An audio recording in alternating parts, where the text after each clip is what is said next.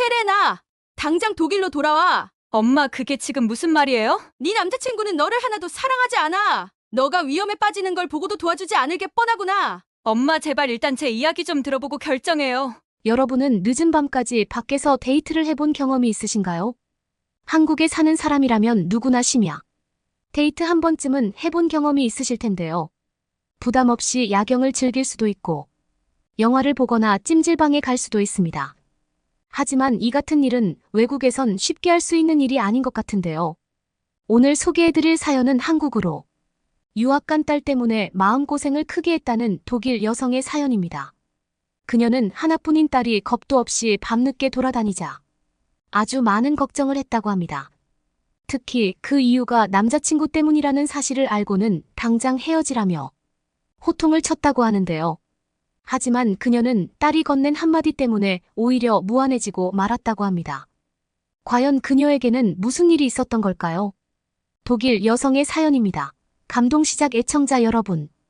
영상 시작 전 좋아요와 불우이웃을 위해 끝까지 시청 부탁드립니다. 안녕하세요. 저는 독일의 미넨에서 거주하는 독일인 메사츠예요. 한국에 유학 간 딸을 두고 있죠. 한국에 관심이 많던 딸은 대학에 입학하며 한국어를 열심히 배웠어요. 교환 학생으로 유학 갈 수 있는 기회가 있다는 걸 알곤 차근차근 준비해서 한국으로 떠났습니다. 그 과정 모두 딸 아이 스스로 준비하고 계획해 합격까지 했어요. 그래서 딸의 선택과 결단에 응원을 보냈습니다. 잘 성장한 딸이 대견했고요. 하지만 한국인 남자친구를 만나면서 제 마음은 불안해졌어요. 먼 타지에 혼자 있는 것도 걱정되는데 그런 내 딸을 소중하게 대해주지 않는 한국인 남자친구가 마음에 안 들었거든요. 헤어지길 바라는 마음에 몇 번이나 전화를 걸어 딸에게 화를 냈어요. 하다 안 돼 화가 난 저는 딸아이를 독일로 다시 데려올 마음이었죠. 그렇게 한국행 비행기를 타고 제 마음은 달라졌답니다. 한국은 정말 너무 아름답고 신비한 나라예요. 제 딸 세레나는 어렸을 때부터 남달랐어요. 다양한 문화와 사람들에 대한 호기심이 있었거든요. 익숙한 인종이 아니면 어색하게 생각하고 다가가지 않는 어느 어린이들과는 달랐죠. 오히려 다르다는데 더 열광하고 관심을 보였거든요. 한국도 다르지 않았습니다. 지금은 오히려 한국의 콘텐츠들이 세계에서 인기를 얻으며 많은 관심을 받고 있어요. 하지만 세레나는 그전부터 한국에 대한 관심이 있었습니다. 사실 저를 포함한 대부분의 독일인들은 동양인을 구별하지 못해요. 검은 머리에 황색 인종으로 다 비슷해 보이죠. 그건 동양인들이 독일인을 비롯한 유럽인들을 바라보는 시각하고 비슷해요. 노랑 머리에 하얀 피부를 가진 외국인일 뿐. 어느 나라 국적을 가졌는지 차이점을 알긴 어려우니까요. 하지만 세레나는 신기하게 한국인을 구별할 줄 알았어요. 저는 이해할 수 없는데 한국인은 특유의 선함과 세련된 느낌이 든대요. 그건 한국인 스타일에서 오는 거라며 특유의 화장이나 옷차림 등을 저에게 이야기해 주었는데 아무리 들어도 전 모르겠더라고요. 그만큼 제 딸 세레나는 한국에 대한 관심이 남다른 아이였습니다. 대학에 들어가면서 고등학교 때와 다르게 시간 여유가 많이 생기니 한국어를 배우기 시작했어요. 그렇게 1년 동안 몰두하는가 싶더니 이내 한국 유학을 하겠다고 결심했죠. 제 의견은 중요하지 않았어요. 그렇게 되었다고 일종의 통보를 받은 셈이거든요.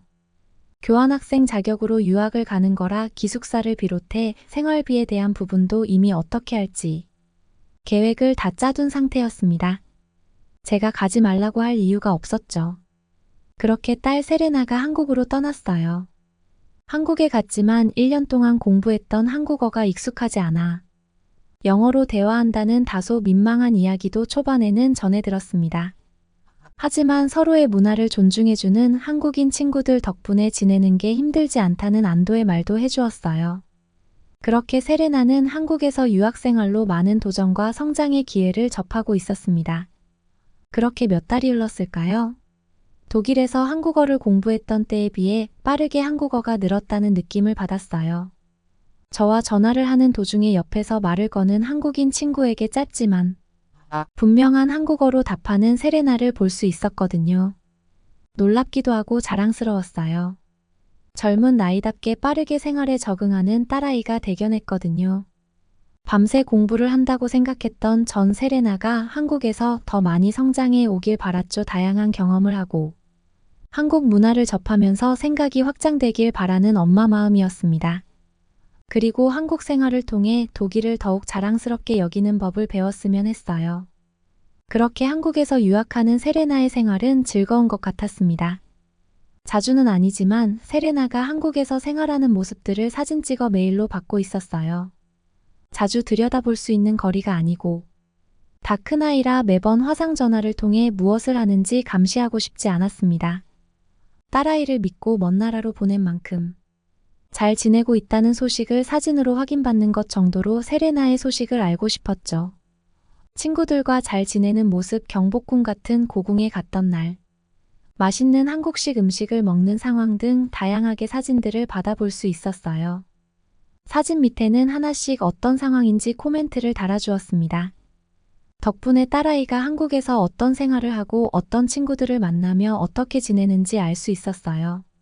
그러다 깜짝 놀랄 만한 사진이 한눈에 들어왔습니다. 주위가 상당히 깜깜한 밤이었어요.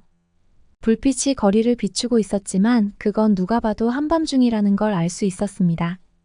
편안한 차림으로 밤거리에 나온 딸, 그리고 그 딸에게 장난스레 장난을 치는 한국인 남자의 모습이었어요. 저는 당황했습니다. 한밤에 거리를 나온 것도 모자라 보란 듯 사진을 찍어 여유를 부리는 딸을 보자 불안했어요.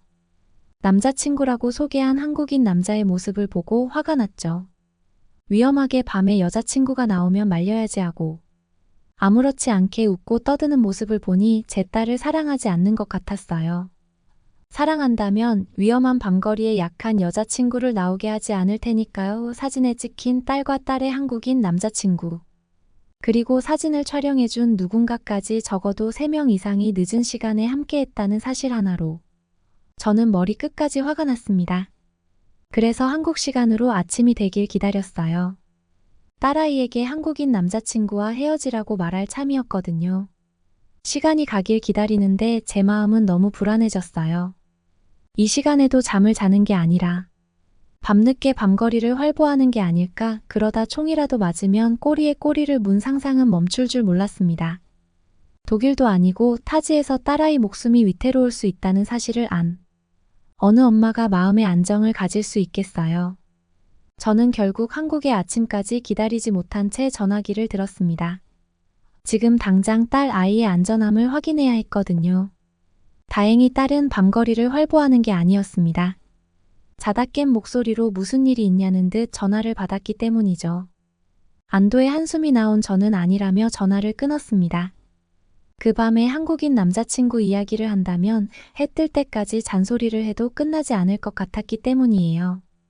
독일인이 아닌 다른 나라 사람을 만났다는 사실에 화가 난 게 아니었어요. 혹시 오해를 할까 봐 덧붙이자면 내 딸아이의 안전엔 관심이 없는 딸아이 남자친구에게 화가 난 거예요. 유감스럽게 그 남자친구가 한국인이었던 거고요. 그렇게 하루 종일 초조한 마음으로 시간이 가길 기다렸습니다. 한국의 아침이 밝았다는 걸 알자마자 다시 딸에게 전화를 걸었어요. 그리고 남자친구와 헤어지라고 언성을 높였습니다. 딸아이는 아침부터 전화 온 엄마가 남자친구랑 헤어지라는 말을 하자 당황한 것 같았어요. 그리곤 대체 무슨 일이냐고 저에게 되물었죠. 헤어지라는 이유를 알지 못한다는 사실에 전 더 화가 났어요. 여자로서 자신이 어떤 대우를 받고 있는지 모른다는 건 심각한 상황이라고 느꼈습니다. 옆에서 제가 돌봐줄 수 있는 상황도 아니었으니까요.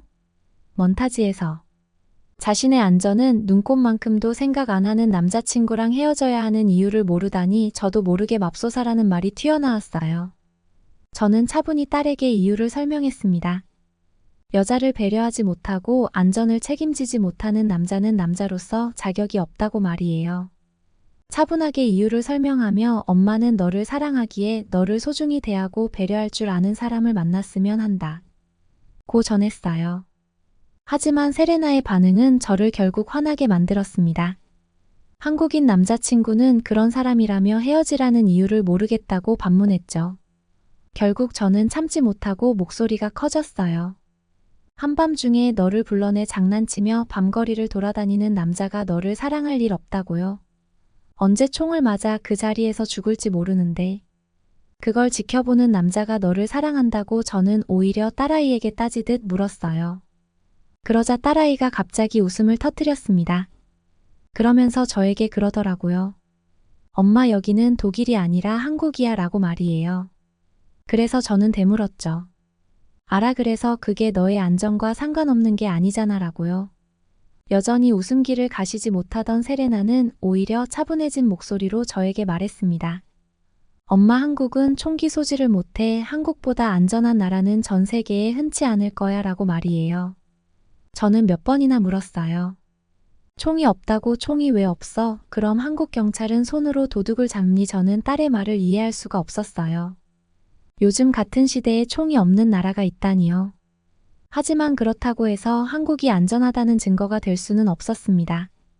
원래 사람이 무서운 거지 총이 무서운 건 아니었으니까요. 총이 없더라도 나쁜 마음을 먹은 강도들은 칼을 들고서라도 덤벼들 것이 뻔하니까요. 총이 없다고 안전할 거라고 생각하는 딸이 바보 같았습니다. 하지만 오히려 딸은 저를 보며 서운하다고 이야기했어요. 엄마는 지금까지 자기가 머물고 있는 한국에 대해 알아보지도 않았느냐면서요. 딸의 말은 이러했습니다. 한국을 독일처럼 생각하면 안 된대요. 한국은 밤에 돌아다녀도 전혀 위험한 것이 없고 오히려 밤에 야경을 보려고 한국을 여행하는 사람들도 많다면서요. 저는 반신반의하면서도 솔직히 한국에 대해 잘 모르고 있다는 사실을 깨달았습니다. 그리고 그제서야 제가 얼마나 딸아이에게 무관심했는지도 알게 되었죠. 한국이라는 나라가 아시아의 한 나라라는 것 정도만 알았어요. 한국 문화가 세계적으로 알려지기 시작하면서 개발도상국 같은 못 사는 나라가 아니라는 것도 알았죠. 하지만 엄마로서 딸아이가 머무는 나라인데 어떤 나라인지 알아보지 못했다는 생각에 제 자신이 한심해졌습니다. 그래서 한국에 가야겠다고 생각했어요. 한국이라는 나라를 아무리 독일에서 검색해 알아본다 하더라도 내 딸이 머무는 나라니까 눈으로 확인하는 게 더 정확할 거라는 생각이 그제서야 들었던 거예요. 한국으로 가는 가장 빠른 비행기를 예매했습니다. 자정을 넘어 도착하는 비행기 시간을 보고 고민했어요. 이게 맞을까? 하고 말이죠.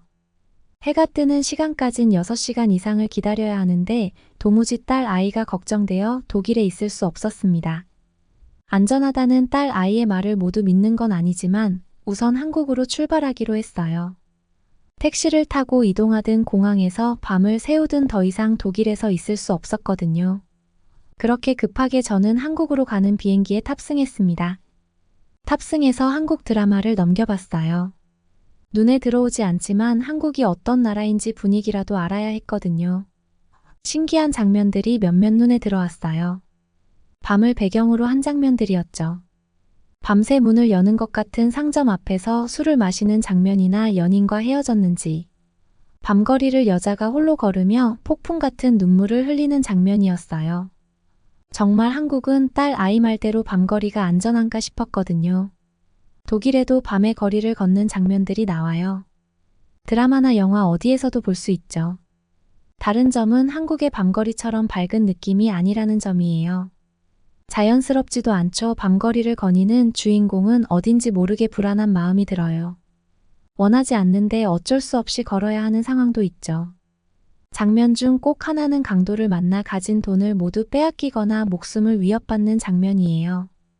익숙하게 보이는 장면과 달라 놀랐어요. 그리고 한편으론 한국에 내렸을 때 어떤 장면이 눈에 펼쳐질까 기대가 되었습니다. 사실 이때까지도 완전히 다 믿는 건 아니었어요. 독일에도 몇몇 도시는 밤에 상대적으로 안전한 곳이 있거든요. 한국도 몇몇 도시는 그럴 수 있는 걸 거야 라고 생각했습니다. 그렇게 설레는 마음으로 인천공항에 내렸어요. 한밤이지만 화려한 불이 켜진 큰 공항은 많은 사람들이 바쁘게 움직이고 있었습니다. 저처럼 이제 막 도착한 사람들도 있었지만 다른 나라로 떠나기 위해 준비하는 사람들도 있었죠. 낯선 한국의 모습이지만 그 시간에도 공항에 도착하는 사람들을 보며 한국은 안전하다는 생각이 저도 모르게 들었습니다. 원래 계획대로라면 공항에서 기다리던가 공항 근처 숙소로 이동할 생각이었어요. 하지만 왠지 딸 아이가 있는 서울이 궁금해졌습니다. 그래서 택시를 타고 서울로 이동했어요. 서울로 이동하는 택시 안에서 본 한국의 밤 풍경은 놀라웠습니다. 자정을 넘긴 시간인데 많은 차들이 움직이고 있었고 도시는 화려한 불빛으로 가득했거든요. 한강을 지날 땐 자전거를 타고 운동하는 사람도 몇몇 볼 수 있었습니다.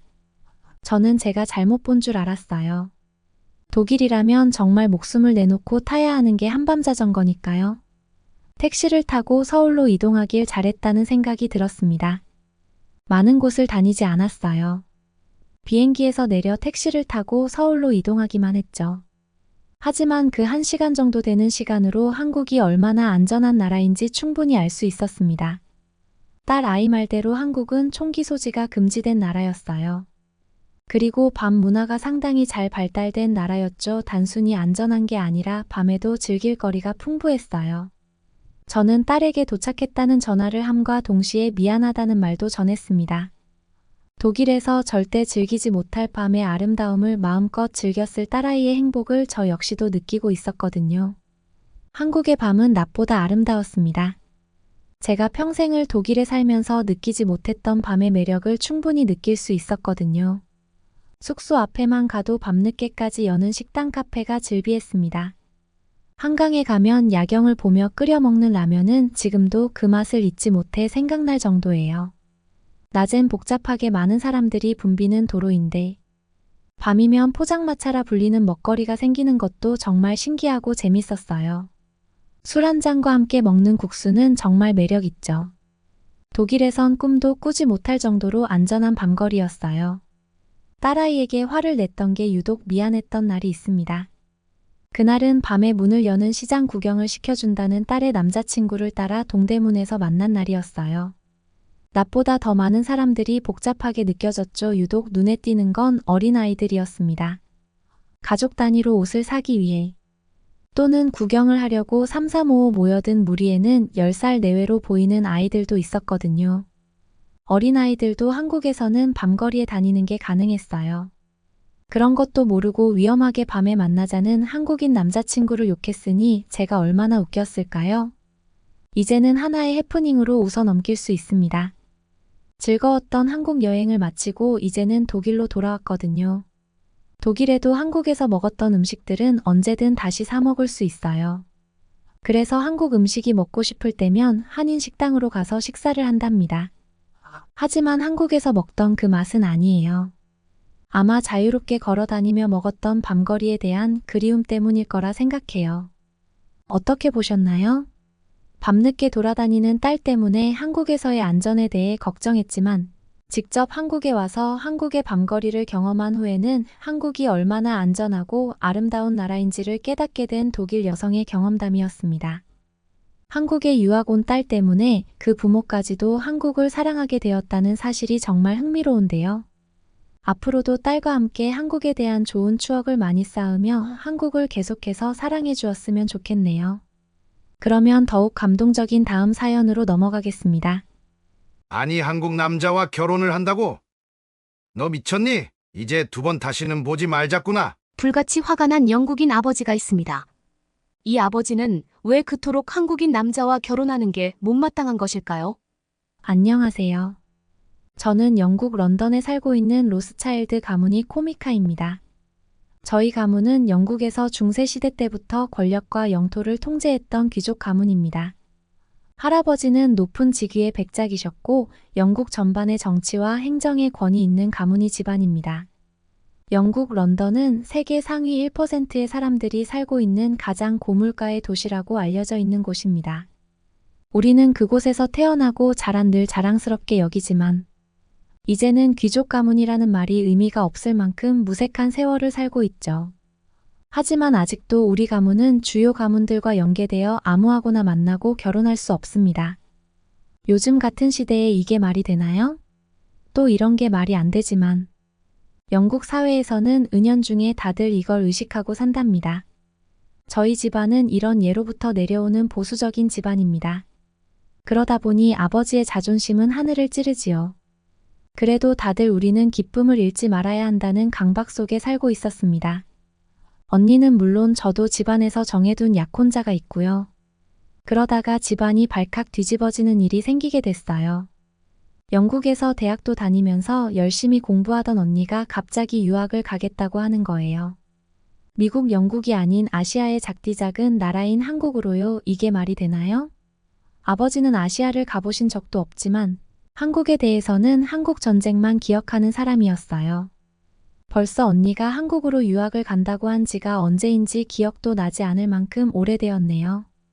언니가 그 당시 유학 간다고 해서 아버지가 정말 화가 많이 나셔서 노발대발하셨어요. 한국으로 유학을 가게 되면 가문이 먹칠을 한다고 극구 반대를 하셨습니다.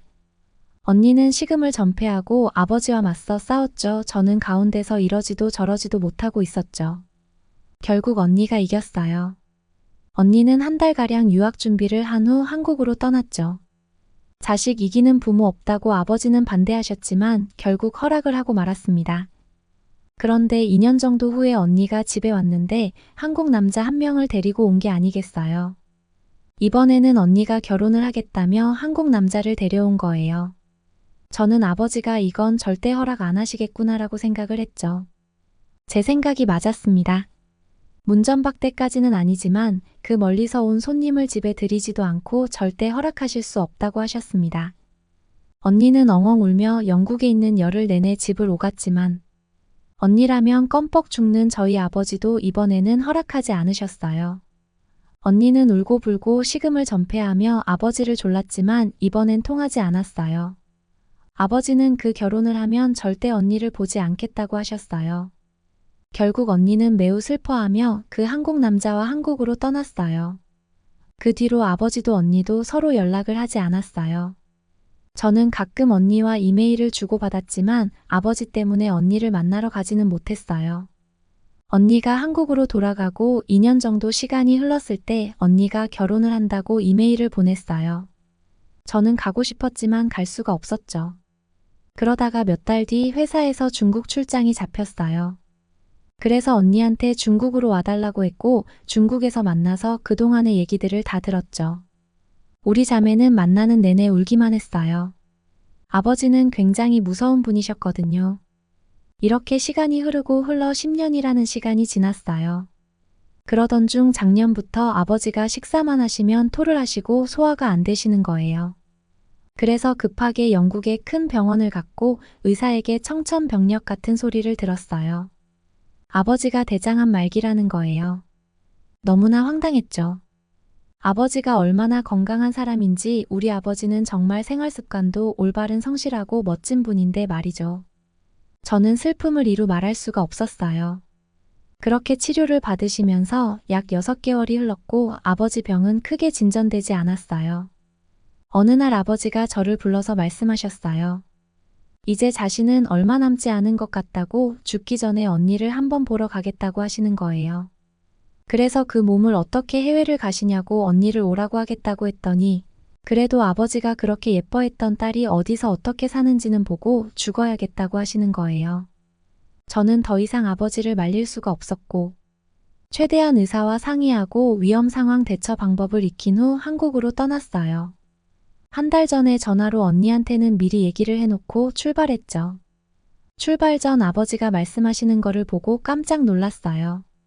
아버지는 아직도 한국은 전쟁이 진행되고 있는 나라고 오랫동안 일본의 식민지였던 나라라서 사람들이 살아가는데 불안한 나라로 인식하고 계시는 게 아니겠어요. 저는 K-팝과 BTS 등을 통해 대충 발전된 나라로 알고 있었는데 아버지가 그렇게 생각하고 계신지는 몰랐어요. 그래서 언니가 한국 학교에 교환학생으로 간다고 했을 때 그렇게 극구 반대하신 거라고 하시더라고요. 저는 아버지께 한국은 지금 매우 선진화된 나라이며 전쟁은 일어나지 않고 있다고 말씀드렸죠. 그래도 못 믿는 눈치였어요. 어쨌든 아버지를 모시고 한국으로 출발했어요. 한국의 인천공항이라는 곳에 도착을 했습니다. 비행기에서 내릴 때쯤 아버지가 숨을 힘들게 쉬시고 계셨어요. 그래서 힘드시냐고 여쭤보니 일단 좀 어디 누우셔야겠다고 하시는 거예요. 그래서 주위를 둘러보니 안내하시는 분들이 계셔서 여쭤보니 랩존이라는 곳으로 안내를 해주시더라고요. 그곳에 가니 누워서 쉴 수 있는 의자들이 쭉 있었어요. 인천공항은 편의시설이 굉장히 잘 되어 있더라고요. 저도 아버지 옆에서 좀 누워 있었어요. 아버지는 약 1시간 가까이 누워 계시더니 호흡이 돌아오셨고 좀 편안해지셨다고 하셔서 밖으로 나갔어요. 안내하시는 분이 너무 친절하게 해주시고 몸이 불편하다는 걸 말씀드렸더니 옆에서 한참 동안 지켜봐 주시기도 하셨어요. 아무리 공항 직원이라지만 어떻게 이렇게 친절할 수 있나 싶었어요. 아버지는 공항을 한번 쭉 둘러보시면서 저에게 공항이 꽤 좋다고 하시고 사람들이 생기 있어 보이신다고 하셨어요. 당신이 생각했던 한국은 아닌 것 같다고 하시더라고요. 아버지를 모시고 밖으로 나가니 언니와 형부가 마중 나와 있었어요. 언니는 아버지를 보자마자 와락 껴안으며 엉엉 울기 시작했어요. 저는 형부를 중국에서 본 적이 있어서 인사를 드리고 언니와 아버지를 지켜봤어요. 그 모습을 보니 서로 너무나 애타게 그리워하고 있었구나 생각했죠. 저도 덩달아 얼마나 울었는지 몰라요. 형부는 훤칠한 키에 잘생기셨더라고요. K-팝에 나오는 사람들처럼 멋있었어요. 언니가 왜 그토록 아버지 뜻을 어기며 한국까지 왔는지 형부를 가까이서 보니 이해가 됐어요. 형부는 공항을 나오는 내내 아버지를 부축하며 계속 자기 때문에 죄송하다고 얘기를 하는 거예요. 서툰 영어로 아버지께 계속 사과하는 모습이 정말 진심처럼 보여 지켜보는 저도 울컥하더라고요. 나중에 알고 보니 형부는 아버지가 오신다고 하신 날부터 한 달 동안 어학원을 하루도 빠지지 않고 다녔다고 하네요. 영어로 아버지께 이야기하기 위해 공부했다고 들었어요. 외모처럼 마음도 참 훌륭한 형부네요. 아버지와 조금이라도 얘기를 나누고 싶다고 말이죠. 형부의 진심이 느껴졌어요. 언니가 형부 칭찬을 많이 하더니 좋은 사람 같아 보였어요. 공항 밖에 대기해놨던 자동차를 타고 언니 집으로 출발을 하였어요. 형부가 운전을 하는 차는 엄청 넓고 편했어요. 의자도 뒤로 다 젖힐 수 있어서 아버지가 편안하게 있으실 수 있다고 하셨어요. 아버지가 오신다고 형부가 카니발 리무진이라고 하는 차로 바꿨다고 하더라고요. 그런데 아버지를 위해서 시트도 편안한 거로 바꾸고 실내도 엄청 이쁘게 해놨더라고요. 아버지는 이런 차는 난생 처음 타보신다며 신기해하셨어요. 성인인 제가 일어서도 머리가 닿지 않을 만큼 높은 천정에 차 안에 냉장고도 있고 형부가 아버지 드시라고 냉장고 안을 꽉 채워놨더라고요. 센스가 있으신 형부네요. 아버지는 이 차가 한국 차라는데 더 놀라셨어요. 아버지는 한국이 전쟁이나 하고 있는 나라인 줄 알았는데 이런 엄청난 차량들도 만들고 있다니 놀라셨죠. 언니네 집에 도착해 주차장에 주차를 했어요. 저는 언니가 아파트에 사는 걸 알고 있었고 어떤 시스템인 줄 알고는 있었어요. 그러나 아버지는 이런 건물에서 다 같이 모여 사냐고 하시면서 너무 갑갑해 보인다고 하셨어요. 그러시면서 계속 이런 데서 살았냐고 좀 안타까워 하셨어요. 가장 같아 보인다고 할까요? 영국에선 볼 수 없는 형태의 주택이니까요. 그런데 아파트 안에 들어가셔서는 어떻게 이런 건물 안에 이런 넓은 집이 있을 수 있냐며 감탄하셨어요. 언니 집은 매우 넓은 평수이며 안마의자, 에어컨, 엄청 큰 TV 등 없는 게 없었어요. 형부는 아버지를 모시고 바로 안마의자에 눕혀드렸어요. 아버지는 20분 정도 지나니 거기 위에서 쿨쿨코까지 골면서 주무시는 게 아니겠어요. 피곤도 하시고 안마의자가 엄청 편하셨나 봐요. 그래서 아버지가 깨시고 난 다음에 저도 누웠어요. 한국에 있는 동안에 언니네 집 갈 때마다 몇 번을 했는지 몰라요. 정말 피곤이 싹 풀리더라고요. 형부의 어머니가 오셔서 잡채와 불고기라는 음식을 해주셨어요.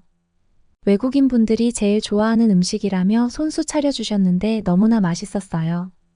인상도 좋으시고 아버지께 엄청 친절하게 잘해주셔서 너무 감사했어요.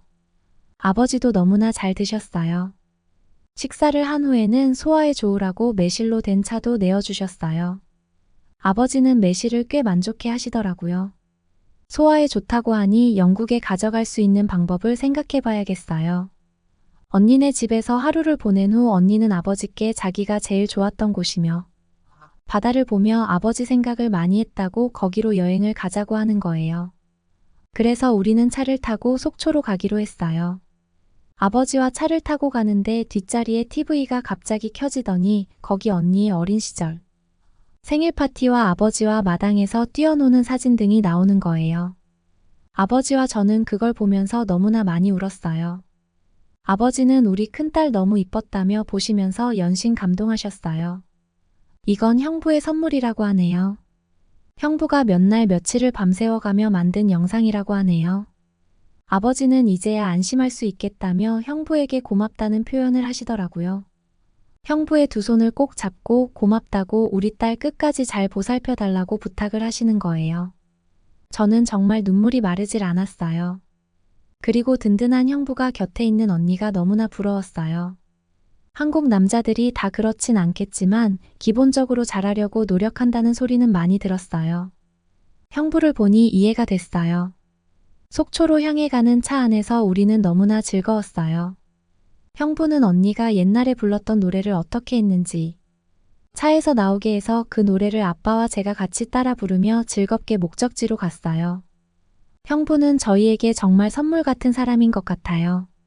이런 형부와 이제라도 가족이 되어서 너무나 기뻤어요. 도로를 신나게 달려가는 도중에 언니가 출출하다며 휴게소를 들렸다 가자고 했어요. 언니는 휴게소에 다 내려서 화장실도 가고 먹을 것도 먹자고 했어요. 그런데 몇 해 전 언니를 만나러 갔던 중국에서의 일이 떠올랐어요.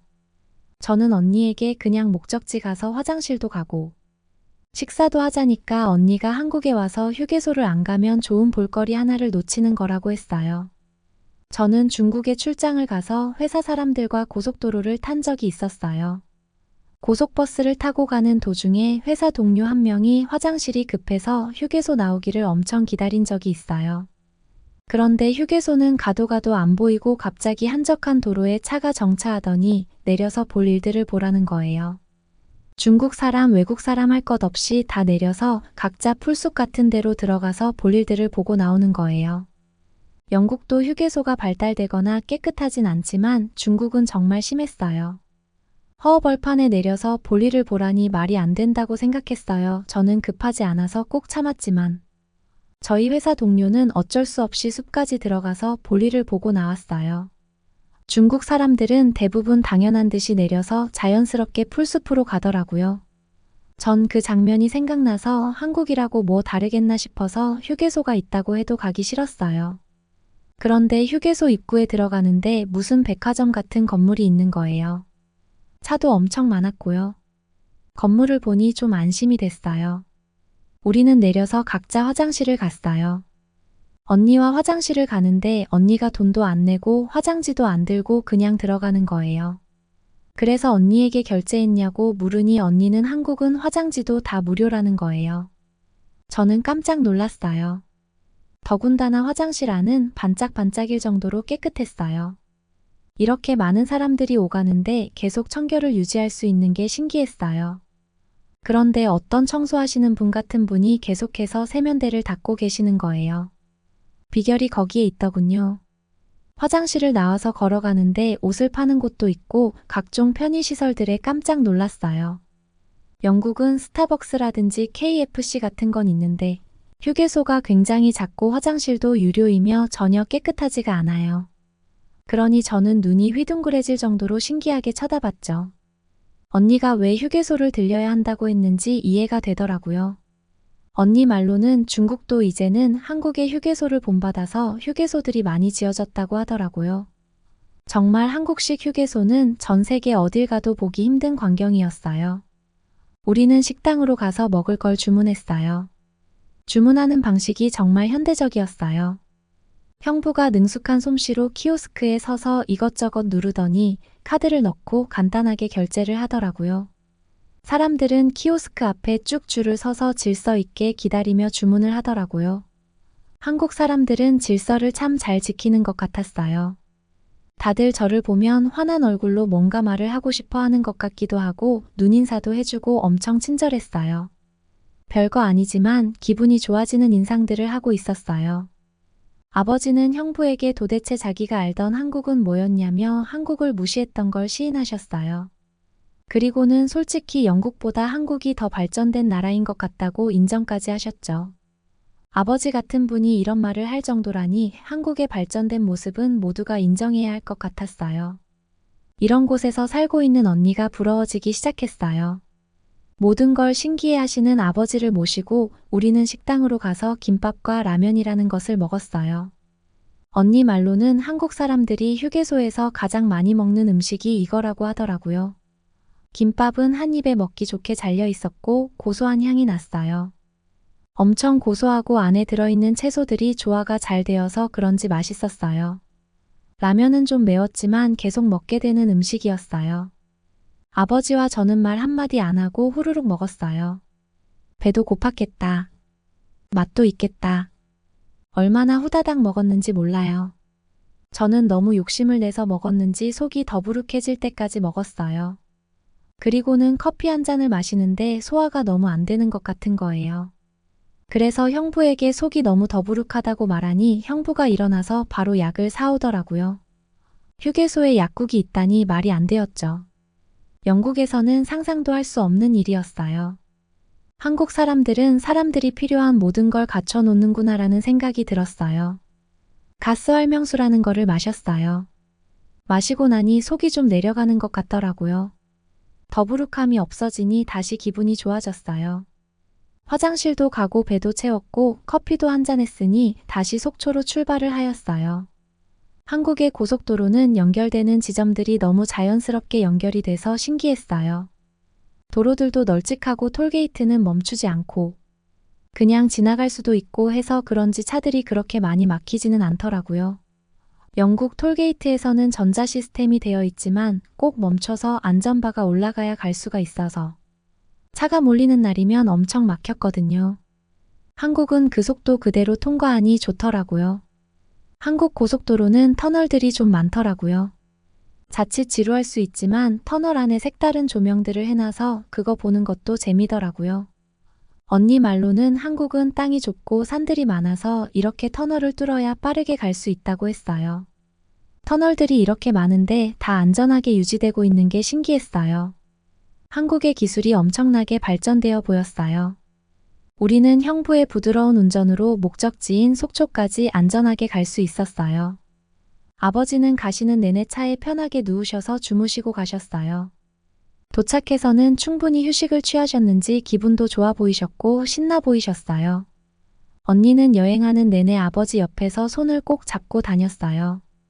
언니도 그동안 아버지에게 못한 게 너무 미안했는지 한국에 있는 동안 아버지에게 최선을 다하고 싶어 하는 것 같았어요. 저는 그런 언니가 너무 고마웠어요. 속초에 도착해서 마지막으로 아버지가 제일 좋아하시는 굴 요리를 언니가 사드린다고 했어요. 그래서 굴 파는 곳으로 갔어요. 형부가 말하길 사실동에는 굴이 안 나고 남해를 가야 한다고는 했어요. 그래도 아버지가 굴을 좋아하시니 굴을 한번 대접하고 싶다고 하더군요. 굴을 파는 식당에 가서 굴과 생선 요리들을 시켜서 먹었어요. 영국에서는 굴을 와인 식초나 마요네즈에 찍어 먹는데 한국에서는 초장이라는 거에 찍어 먹더라고요. 처음에는 어색했지만 초장이라는 거에 찍어 먹으면 먹을수록 달짝지근하더라고요. 아버지도 꽤 잘 드시더라고요. 굴을 실컷 먹고 나와서 바닷가로 나갔어요. 언니와 아버지는 손을 꼭 잡고 바다를 바라보며 서로 뭔가 소원을 비는 것 같아 보였어요. 언니는 아버지한테 기대서 한참을 바다를 바라보며 앉아 있었어요. 서로 말은 안 했지만 소원은 같은 거였겠죠. 저는 뒤에서 그걸 지켜보며 사진을 많이 찍어놨어요. 나중에 아버지 뒷모습이 많이 생각날 것 같아요. 바람이 차가워져서 아버지를 모시고 숙소로 갔어요. 숙소는 바다가 훤히 보이는 멋진 곳이었어요. 여기서 여행하는 동안 아버지와 언니와 많은 얘기를 하며 추억을 쌓기로 속으로 다짐했죠. 여행하는 내내 저희는 정말 많은 사진을 남겼고 서로 그리워했던 만큼 서로를 많이 위로했죠. 정말 뜻깊은 시간이었어요. 마지막 날이 되었고 형부는 속초에서 꼭 먹고 가야 하는 음식이 있다며 나갔다. 오더니 닭강정이라는 것을 사왔어요. 서로 둘러앉아서 이 음식을 먹는데 생전 처음 먹어보는 맛이었어요. 단맛과 짠맛이 너무나 인상적이었어요. 저와 아버지는 아침 먹은 지 얼마 되지도 않았는데 말하다가 또 먹고 정말 끊을 수가 없는 맛이더라고요. 결국엔 다 먹었네요. 서울에서 며칠 더 있어야 하니 형부 보고 하나 더 사가자고 해서 올라오는 길에 들려서 한 상자를 더 샀어요. 그렇게 우리의 속초 여행은 끝이 났고 서울로 올라왔어요. 서울에 올라와서 언니는 아버지와 저에게 오시며 전자제품들을 잔뜩 사주었어요. 한국은 이런 것들이 영국보다 훨씬 저렴하다며 꽤 고가 제품들까지 사주더라고요. 그동안 언니가 얼마나 이런 걸 하고 싶었는지 알 수 있었어요. 마지막으로 한국을 떠나면서 아버지는 언니에게 자신의 잘못된 생각으로 언니와의 시간을 다 잃었다며 매우 슬퍼하셨어요. 그리고 이제 언니가 어떻게 살고 있는지 와서 보니 편안하게 돌아갈 수 있을 것 같다고 하셨어요. 아버지가 본 한국은 전쟁이랑은 상관이 없고 일본의 식민지 시절을 거쳤지만 매우 발달된 나라이고 모든 생활 편의 시스템이 세계 최고 수준인 것 같다며 한국 여행을 마치고 조만간 언니와 형부가 영국으로 올 날을 기다리며 저는 아버지 곁을 지키고 있답니다. 아버지는 한국 여행 후 영국으로 돌아와서 주변 정리를 시작하셨고 한국이 매우 좋은 곳이라서 다행이라는 이야기를 내내 하시다가 생을 마감하셨습니다. 그러면 더욱 재미있는 다음 사연으로 넘어가겠습니다. 영국 옥스포드 대학교의 공개 강당 중국인으로 보이는 한 학생이 자신이 직접 촬영했다는 한국 영상을 강의실 중앙에서 발표하고 있습니다. 그런데 바로 그 순간 발표를 지켜보던 외국인 교수가 중국인 학생의 발표를 중지시키더니 이내 박수를 치며 큰 소리로 대단하다는 말을 쏟아내고는 웃음을 터뜨리고 마는데요. 그러자 중국인 학생은 갑자기 발표 자료를 끄더니 더 심한 말을 내뱉으며 이내 불이 나게 강의장을 뛰쳐나가고 맙니다. 과연 이 강의실에서 무슨 일이 있었던 것일까요? 안녕하세요. 저는 영국 런던에 위치한 옥스포드 대학교에서 건축과 관련된 교수로 활동하고 있는 스미스라고 합니다. 한국에서 건축 사업을 하는 부모님의 영향 때문인지 저는 어렸을 때부터 한국과 영국을 왔다 갔다 하며 한국의 신기하고도 놀라운 문화와 생활 방식, 그리고 신비롭기까지 한 건축물의 영감을 느끼며 자라왔는데요. 그렇게 저는 건축 디자인으로 어느 정도 이름이 알려진 옥스포드 대학교에 들어가게 되었고, 다른 교수들과는 다른 저의 특별한 스펙 조건인 한국 거주 경험 때문인지 초임 교수임에도 꽤 빨리 단체 학생들을 위한 공개 강의를 시작할 수 있었습니다. 최근 영국에서는 한국과 관련된 콘텐츠들이 엄청난 열풍을 만들어내며 한국으로 여행을 떠나는 사람들이 급증하고 있을 정도로 한국의 영향력이 엄청난 상태였고, 그래서 그런지 한국 거주 경험이 있는 재공개 강의도 오픈을 한 지 10분 만에 이렇게 많은 학생 참석 인원을 채울 수 있었는데요. 한국의 인기가 실감이 되시나요? 하지만 저는 공개 강의 시작 첫날 만에 엄청난 일을 겪고 말았습니다. 아시아의 나라 한국과 영국의 건축물은 비교 분석하는 것이 주요 강의 주제였던 탓인지 강의실에는 서양권 학생들과 아시아권 학생들이 반반이었을 정도로 아시아권 학생들도 꽤나 많이 참석한 상태였고, 그 중에서도 특히 몇몇 중국인 학생들은 자신들끼리 그룹을 맞춰 아무 이유 없이 저를 노려보기 시작했기 때문인데요. 그리고 역시나 그들은 제가 공개 강의를 시작하자마자 자신들이 직접 촬영한 한국 여행 영상 자료가 있는데 그것을 발표해도 되냐면서 어처구니 없는 요청을 해왔습니다. 그렇습니다. 그들은 이미 제가 한국의 건축물이나 선진국 한국 생활에 대한 장점을 늘어놓을 것이라는 사실이 싫었던 것인지 한국을 깎아내리기 위해 여러 자료를 준비했던 것이었고, 공개 강의 첫날이라 질의응답 요청을 피할 수 없는 저에게 비열한 술수를 쓴 것이었죠. 하지만 이미 저는 중국인 학생들의 비열한 방법과 술수를 파악했던 상황이었고, 실제로 다른 아시아권 지리를 주로 다루는 동료 교수의 공개 강의를 망친 중국인 학생들의 만행을 알고 있던 상태였기에 그들의 행동을 어느 정도 예상하고 있었는데요. 저는 오히려 친절하게 그 중국인 학생에게 한국 여행 자료를 발표해 보라고 양보했고, 이내 저는 두 눈을 의심할 수밖에 없었습니다. 자리에서 일어나 노트북을 중앙 화면에 연결한 중국인 학생은 이내 이것이 한국의 실체라며 벼랑간 목소리에 힘을 주더니 목에 힘줄까지 세우며 열변을 토해내기 시작했는데요. 한국에 관심이 있는 모든 학생들은 현재 한국의 실체를 전혀 모르고 있습니다.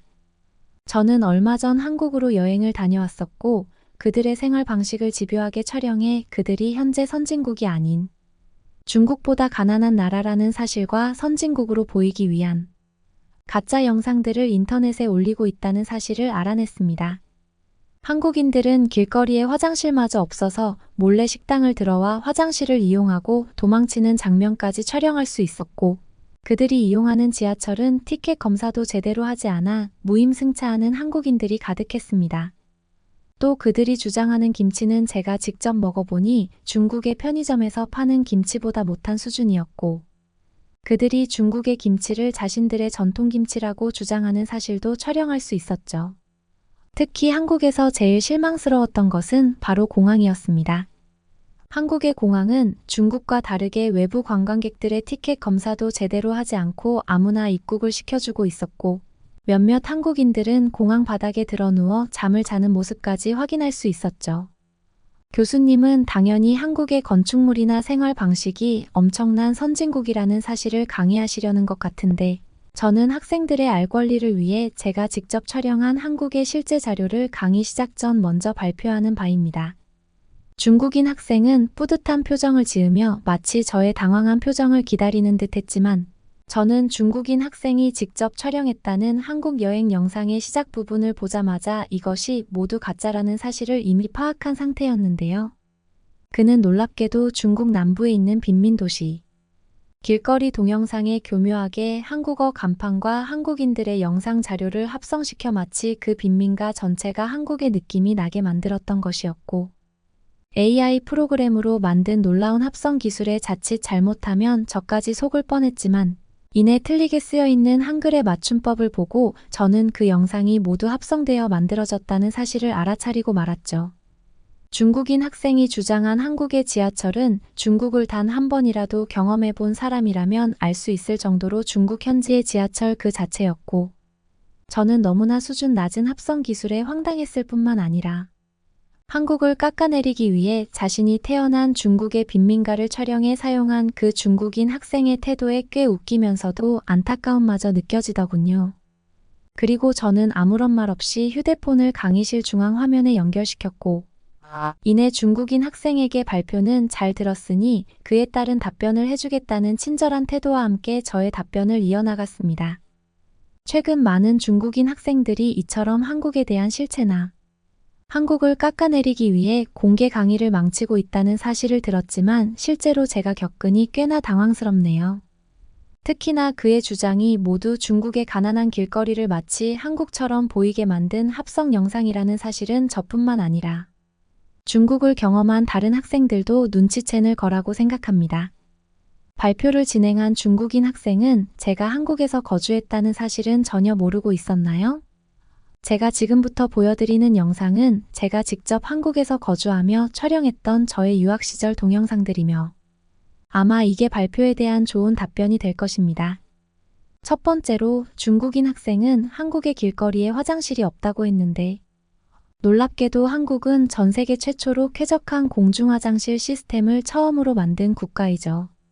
특히나 돈을 내고 이용이 가능한 유럽이나 서양권의 길거리, 화장실보다 한국은 훨씬 깨끗하고 신기한 공공시설물들로 한국인들의 화장실 편의를 돕고 있습니다.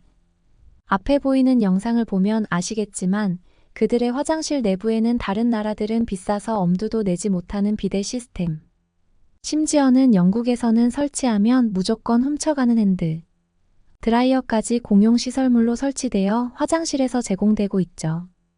우리가 여기서 더욱 주목해야 되는 것은 바로 이러한 비싼 시스템을 공용 물품으로 화장실에서 활용하고 있지만 그 어떤 한국인들도 이것을 훔쳐가지 않는다는 사실입니다. 대부분의 한국인들은 중국인들처럼 남의 것을 훔쳐가거나 길거리 음식을 먹고 도망치는 황당한 짓은 하지 않는 선량하면서도 시민의식이 높은 사람들이거든요. 또 중국인 학생이 주장한 지하철의 티켓 검사에 대해서는 인터넷 코미디 프로그램을 보는 것 같았습니다. 중국인 학생은 단 한 번도 한국을 경험해 본 적이 없는 것 같은데, 요즘 한국은 지하철뿐만 아니라 기차와 비행기까지 전부 휴대폰 하나로 예매와 체크인이 되는 놀라운 디지털 선진 국가입니다. 중국에서 그런 것을 경험해보지 않아서 아마 모르는 것 같은데, 한국의 교통 공공시설 대부분은 한국을 처음 방문한 외국인들도 휴대폰 하나로 구매와 관리까지 가능한 놀라운 디지털 교통편의 나라로 성장했고, 이것이 지금 많은 선진국들이 한국의 교통 시스템을 카피하려는 이유죠. 그렇다면 중국의 현재 실체는 어떨까요? 최근 중국은 한국처럼 휴대폰으로 디지털 화폐와 국가를 만들겠다며 호들갑을 떨었지만 그들은 결국 디지털 시스템 자체에 보안 문제가 생겨 엄청난 개인정보 해킹 문제가 발생하지 않았나요? 특히 중국의 지하철은 노숙자들의 천국이라고 할 수 있을 정도로 일반적인 중국인들은 출근 시간에 맞춰 일찍 출근하면 지하철 스테이션 내부 중국인 노숙자들 때문에 출근에 어려움을 겪고 있을 정도인데 그것에 대한 문제는 인지하고 있나요? 중국인 학생이 한국이 너무 부러워서 그랬을 거라고 생각하지만 중국의 실체를 한국처럼 보이게 합성시켜 사용한 것은 자기 자신도 중국의 확실한 후진국이라는 것을 인정하는 꼴이네요. 제가 한국에서 거주했을 당시 직접 촬영한 한국의 아름다운 영상과 함께 저는 중국인 학생의 발표 자료들을 하나하나 반박했고 제 말이 끝나기 무섭게 공개강의 장소에 있던 다른 서양권 학생들은 한국의 아름다운 영상에 시선을 빼앗겨 저게 진짜 한국이 맞냐는 질문을 저에게 쏟아내더군요. 특히 한국의 도심을 가로지르는 자연공원과 청계천은 그 누가 보더라도 미래도시를 지향하고 있는 트렌디한 한국 도시 건축물의 모습이 이미 학생들은 중국인 학생의 발표는 안중에도 없는 듯 저런 자연 친화적이면서도 편리한 나라가 정말 세상에 존재하고 있었냐며 제 동영상을 휴대폰으로 촬영하기 시작했습니다. 학생 발표 자리에 앉아있던 중국인 학생은 합성 영상이라는 사실을 들키자 꽤 당황했던 것인지 학생들이 제 영상을 촬영하는 혼란한 틈을 타 짐을 챙겨 빠르게 강의실을 빠져나가는 모습이 보였고 그와 함께 앉아있던 중국인 학생들 또한 그 뒤를 따라 후다닥 강의실을 빠져나가더군요. 한국을 실제로 경험하지 않은 교수였다면 그 중국인 학생의 합성 영상에 1%라도 당했을 가능성이 있었겠지만 어렸을 때부터 한국을 왔다 갔다 하며 부모님을 따라 거주까지 했었던 저에게는 한국을 억지로 깎아내리고 열등감을 표하는 그 중국인 학생이 안타깝게 느껴질 뿐이었습니다. 강의를 듣고 있던 학생들은 저에게 또 다른 한국의 아름다운 영상이나 그들의 실제 생활을 볼 수 있는 영상을 보여달라며 난리를 쳤고 저는 제가 직접 한국에서 촬영한 한국생활 브이로그를 강의 화면에 연결해 송출하며 다시 저의 설명을 이어나갔는데요. 그럼 선진국 한국의 강의를 이어서 진행하겠습니다. 영상은 제가 직접 한국에서 지냈을 당시 촬영한 영상이며 해당 영상은 한국인들에게는 그저 평범한 일상이지만 우리에게는 너무나 특별하고 신기한 자료들로 구성되어 있습니다. 첫 번째 영상의 주제는 바로 한국의 지하철에 있는 병원입니다. 많은 서양권 학생들이 현재 병원을 이용하는 것에 어려움을 느끼고 간단한 병원 진단만 보더라도 상상 이상의 병원비가 나오는 경험을 했을 텐데요. 놀랍게도 한국은 별다른 예약 없이 대부분의 경우 모든 증상의 병을 간단하게 동네 병원에서 치료할 수 있으며 그들의 병원비는 영국과는 비교되지 않게 굉장히 저렴합니다. 특히 그들은 이처럼 병원의 편리한 이용을 위해 지하철과 버스터미널 등 공공장소에 마저 상당한 시설의 병원 시설을 설치해 운영하고 있고 이것이 바로 한국의 대단한 선진국이라는 증거이죠. 그렇게 강의가 끝나기도 전에 중국인은 얼굴이 점점 붉어지더니 아무 말 없이 강의장을 주랭랑치듯 빠져나갔습니다. 그리고 강의장에는 환호하는 함성이 울려 퍼지면서 마무리되었죠. 그날의 강연을 학생들이 휴대폰으로 촬영해 각종 인터넷의 영상과 커뮤니티에 올리게 되면서 화제가 되었습니다. 그리고 학교에서 그 중국인의 모습은 더 이상 볼 수 없었어요. 제 이야기는 여기까지입니다. 여러분은 어떻게 보셨나요? 응원과 격려의 한마디씩을 댓글로 남겨주시기 바랍니다. 사연자분들에게 전달해드리겠습니다. 실제 사연 제보를 받고 있습니다. 채택되신 분께는 작은 선물도 보내드리고 있습니다. 저희의 사연이 여러분의 하루에 작은 힘이 될 수 있었으면 좋겠습니다. 감동적인 사연을 주변 분들과 이야기 나눠보세요. 더욱더 좋은 영상으로 다시 찾아뵙겠습니다.